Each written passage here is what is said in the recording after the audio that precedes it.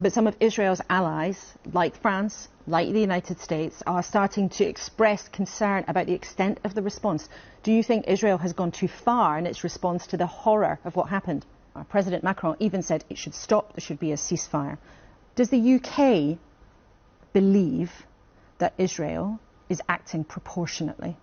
The UK believes strongly that Israel must act within international humanitarian law. Do you believe Israel is acting proportionately? And secondly, I've seen and actually read on the BBC in particular very detailed accounts of how Israel military leaders have called up people and asked for their assistance in ensuring that civilians in Gaza are moved before they go after Hamas terrorists. I think it's kind of we've sort of forgotten that in war, very sadly, people lose their lives. When Britain bombed Dresden, 35,000 people apparently lost their lives.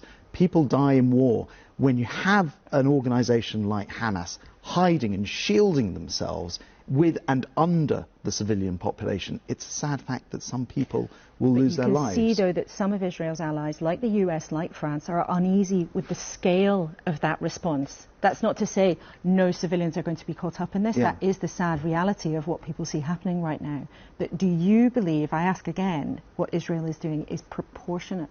I think Israel obviously is in a difficult place because when they go after the terrorists, some civilians are getting caught up. No one wants to see a civilian life. It doesn't matter if it's an Israeli or somebody from Gaza taken. However, if Britain had been subject to an attack of terrorists coming in, murdering 1,400 people, cutting off heads, we would not, and we knew where those terrorists had gone, no one would be saying to Britain, well, just stop going after them, even though you know those tunnels, those caves that they operate from, where all of those tens of thousands of rockets are being stored. How can we ask Israel not to go and destroy those bunkers?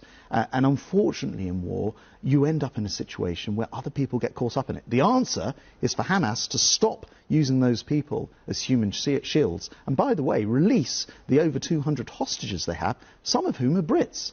And so we should absolutely be on the side of right, and right in this case is going after Hamas. Can you tell us anything about the British hostages you mentioned there? Only that we are working our socks off to try to get them released, working very closely in ways I can't go into on TV, and I'm arranging to speak to the families of some of the British hostages as well.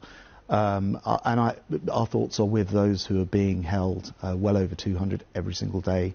They've been, I think, in some ways forgotten in this conflict. It's where it started, and the wrong is entirely on Hamas's side for keeping them hostage at this time.